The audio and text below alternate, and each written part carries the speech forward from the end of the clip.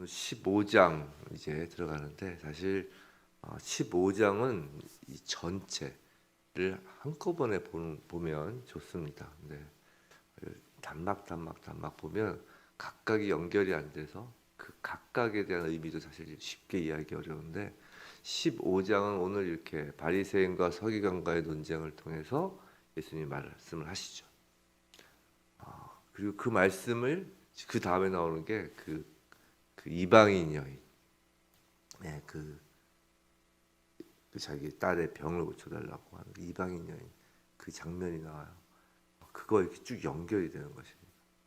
그 다음에 4천 명을 먹이시는 장면 나와요. 거기까지 쭉 이게 하나로 연결되는 건데 이제 말씀을 진행하다가 보면 그 연결되는 걸 아시게 될 것입니다. 먼저 오늘은 1절부터 20절 말씀을 전하겠습니다. 자, 바리새인들과 서기관들은 예루살렘에서부터 갈릴리로 파견된 일종의 조사관들입니다. 그들은 예수님을 책잡기 위해서 이제 온 것입니다. 그들은 2절에서 당신의 제자들이 어찌하여 장로들의 전통을 범하나이까 떡 먹을 때 손을 씻지 아니하나이다라고 합니다.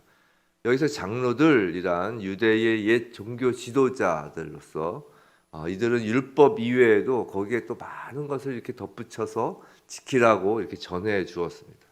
이것을 나중에 장로들의 유전이라고 부르게 된 것입니다. 그 중에 하나가 음식을 먹기 전에 손을 씻는 것이었습니다. 당연히 음식을 먹기 전에 손을 씻으라는 그 하나님의 첫 율법은 광야에서 살던 이스라엘 백성들의 어떤 그 건강, 그 당시에 그 옛날 그 위생이 어려웠을 때 그때 건강을 위해서 하나님 주신 마음이었습니다. 백성을 사랑하는 하나님의 마음이었던 거예요. 사실 하나님의 말씀은 율법은 하나님의 백성을 자녀들을 사랑하는 그 마음으로 주신 것입니다. 근데 이 장로들의 유전은 그 위생을 향한 하나님의 그 마음, 백성의 사랑을 그 마음을 그 손을 음식을 먹기 전에 손을 씻는다라는 것에다가 무엇을 막 붙이냐면 그 정결법에다가 막 붙이는 거예요. 그 씻는 물의 양과 질, 물 붓는 방법, 그것을 도와주는 사람, 손의 자세 등 막 자세한 부분에 이르기까지 규정하였습니다. 이 바리새인들과 서기관들의 질문에 대한 예수님의 대답은 이제 3절인데 그들이 오히려 하나님의 계명, 하나님의 말씀을 폐한다는 것입니다. 그리고 그 한 예로 이제 예수님께서는 10계명의 제5계명을 들고 있습니다. 그게 이제 4절부터 6절까지의 말씀입니다. 이런 겁니다. 하나님께서는 내 부모를 공경하라, 이 10계명의 제5계명이죠. 내 부모를 공경하라고 명하셨건만 유대 종교 지도자들은 이 교묘한 장로의 유전을 만들어서 이 계명을 회피한 것입니다. 이런 겁니다. 부모를 섬겨야 할 어떤 것을 이 고르반이라는 게 하나님께 바쳐진 물건이다라는 뜻이에요. 그래서 고르반이라고 선언하기만 하면 그것에서 나는 것으로 부모를 섬기지 않아도 된다는 장로의 유전을 가르쳤던 거예요. 예를 들면 이런 것입니다. 어떤 사람이 포도밭이 있으면 거기서 나는 소출 중에 일부를 부모에게 드려야 하는데 고르반이라고 선언하며 하나님께 바치겠다고 맹세하면 부모에게 드리지 않아도 되었던 것이죠.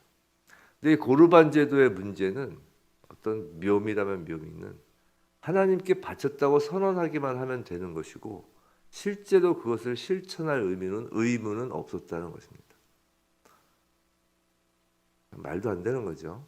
유대인들의 이 이기적인 탐욕과 이 종교 지도자의 그 타락이 야합으로 생겨난 고르반 제도로 그 고르반 장로의 유전으로 하나님의 말씀인 제5계명을 사실상 폐한 것입니다.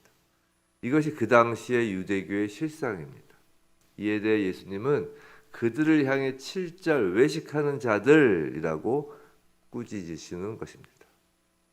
그리고 8절 9절에서 이사야의 예언을 인용하면서 그들을 책망하십니다. 8절 9절이 그 이사야의 예언이에요. 자, 그런데 당시 유대인들의 이 외식하는 종교 행위는 비단 2000년 전의 일이 아닙니다. 성경은 시대를 뛰어넘어 언제나 오늘이란 시간 속의 성도들에게 말씀하십니다. 우리도 당시 유대인과 같은 잘못을 저지를 수 있다는 것입니다. 8절을 보시면 마음이 하나님으로부터 멀어졌다고 하십니다. 9절에서 하나님을 헛되이 경배한다고 하십니다. 예수님께서는 사람이 마음이 하나님께로 향해 있지 않다면 하나님을 온전히 경배하는 것이 불가능하다라고 지금 말씀하시는 겁니다. 겉으로 보이는 것이 아니라 마음이 중요하다는 것입니다. 사람의 눈에 보여지는 것이 아니라 하나님은 언제나 마음의 중심을 보시기 때문입니다.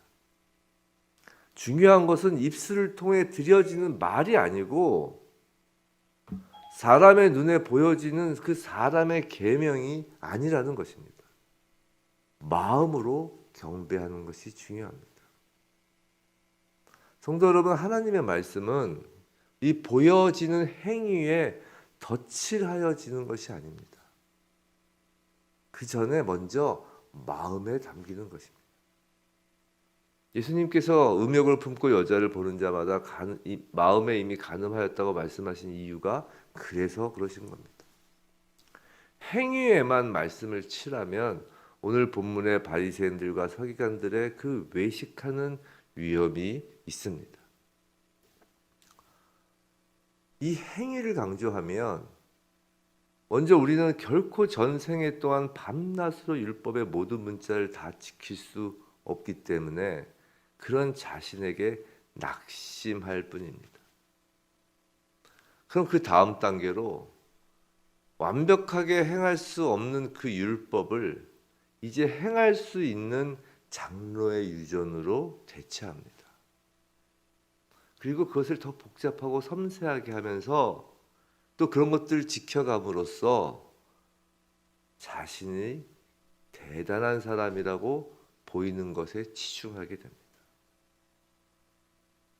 생각해 보세요. 그냥 손을 씻는 것, 그것만으로는 대단해 보이지 않죠. 그렇죠? 손 물 하는 방법, 물 양, 질 다 세세하게 해서 그걸 다 지키면 대단해 보이는 거예요. 마치 예수님께 구원을 얻기 위해서는 무엇을 더하여야 하냐고 물어보며 자신은 모든 율법을 지켰다고 자랑하던 그 부자 청년 있잖아요. 예수님께서 나중에 낙타가 바늘귀 통과하는 것보다 어렵다고 말씀하셨어요. 그 부자 청년처럼 우리가 설령 행위로서 모든 율법을 지킨다고 하여도 그 결과는 지독한 거만입니다.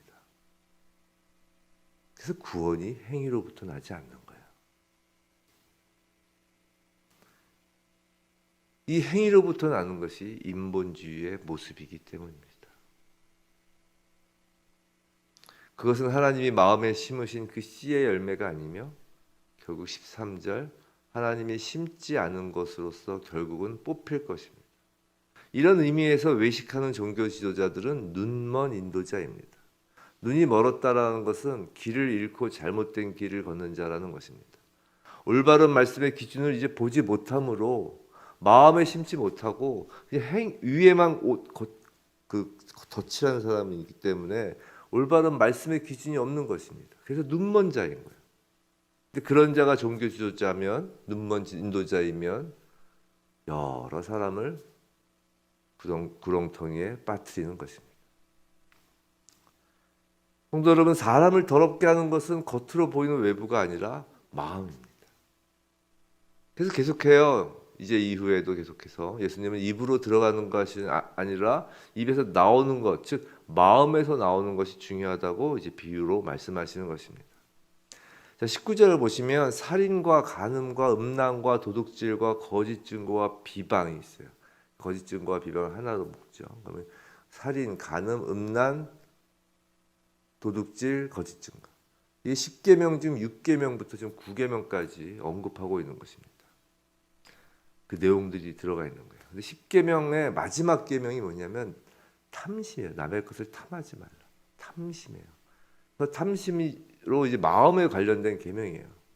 그러니까 10계명 중에 10개의 계명 중에 마음과 관련된 계명은 맨 마지막 계명에 있어요. 앞에 거는 다시 행위와 관련된 것이고. 이건 이런 의미를 갖고 있습니다. 시각적으로 보시면 10계명 중 마지막 계명, 이 마음에 관련된 계명을 이렇게 주시면서 이게 그릇이 돼서 나머지 9가지 계명을 이제 떠받치고 있는 모습입니다. 1계명부터 9계명까지를 떠받치고 있는 그 마음의 그게 탐심이에요. 탐심. 그 우상 숭배도 다 탐심에서 시작되는 거예요. 마음이 중요하다. 그 마음이라는 그릇에 하나님의 계명이 담기는 거예요.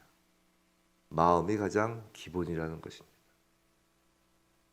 그걸 예수님은 19절에서 악한 생각, 이게 병렬적으로 되어 있지만 악한 생각으로부터라는 뜻이에요. 악한 생각을 가장 먼저 말씀하시면서 여기서 나머지 더러운 것이 쭉 파생된다고 지금 말씀하시는 것입니다. 생각이 중요하다. 마음이 중요하다. 성도 여러분, 우리 말씀을 단지 우리의 외관에 화장하듯이 덧칠하는 종교 생활에서 벗어나야 합니다. 말씀은 마음으로 받는 것입니다. 이 마음밭에 심겨져야 하는 것입니다. 그렇게 말씀이 우리의 생각, 우리 마음 안에 들어와 우리의 더러운 생각과 마음을 깨끗하게 씻겨 주시는 것입니다. 말씀으로 임하시는 성령이 그 일을 하십니다. 예수님이 말씀하시면 우리가 성경을 읽고 예수님 말씀을 들으면 많은 사람들이 위로와 평안을 얻죠. 그건 하나님이 사랑이시고 은혜를 주시는 분이기 때문입니다. 즉 하나님의 말씀에는 하나님의 신성이 담겨 있기 때문이죠. 그 사랑과 은혜의 신성이 담겨 있는 그 말씀을 심어 위로와 평안을 얻는 것입니다. 또 한편 예수님이 말씀하시면 찔림을 받습니다. 그건 하나님께서 완전히 거룩하신 분이기 때문입니다. 그 거룩함 앞에서 우리 마음속 깊게 자리 잡은 더러움이 드러나기 때문에 찔리는 것입니다. 근데 그 찔림은 회개를 통해 예수 그리스도 보혈의 죄 씻김을 통해 한 차원 높은 위로와 평안을 또 갖게 합니다. 그래서 회개가 중요합니다. 회개는 말씀이 내 마음에 심겨졌다는 증거입니다. 사실 순서는 말씀을 받고 찔림을 받고 회개하여 평안과 위로를 얻는 것입니다. 회개가 없으면 말씀이 심겨졌지 않았다는 것입니다. 왜냐하면 회개는 성령이 임한 사람만이 가능한 것입니다. 외식하듯 겉으로만 경건한 척하는 것은 회개가 아닙니다. 마음으로 먼저 회개하는 것입니다. 이것이 예수님이 사마리아 여인에게 말씀하신 그 영과 진리, 즉 성령과 말씀으로 드리는 예배입니다. 사람의 마음을 감찰하시는 살아계신 하나님 앞에 서는 것입니다. 예배는 더러운 마음을 깨끗하게 하는 것이 우리의 신앙생활, 우리의 예배에서 끼워지는 첫 단추입니다. 날마다 말씀으로 마음을 정결케 하여야 합니다. 날마다 말씀을 기준으로 마음의 방향을 하나님 앞에 두어야 합니다. 날마다 회개하여야 합니다.